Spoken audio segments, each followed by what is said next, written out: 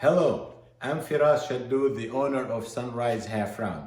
In this video, I'm going to talk to you about Sunrise Downspout Drop Outlet. Here, I have the standard downspout outlet available in the market next to Sunrise Downspout outlet. You can see that there are some differences, and I want to highlight the improvements I made to enhance your gutter system. One of the main problems in many outlets in the market that we eliminate is that the outlet kicks out when engaged with the front bead of the gutters. The angle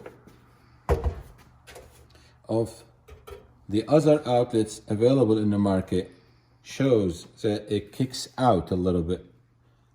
So the modification I made, that I designed my mold to sit back a little bit, about an inch. So now when you install your elbow to come down back to the house, this one goes very nice and smooth back to the house. Another modification I made here is the size of the outlet. This is very bulky and big, and this is nice and slim. Thank you for watching my video. This is Firas Shaddoud from sunrisehalfround.com.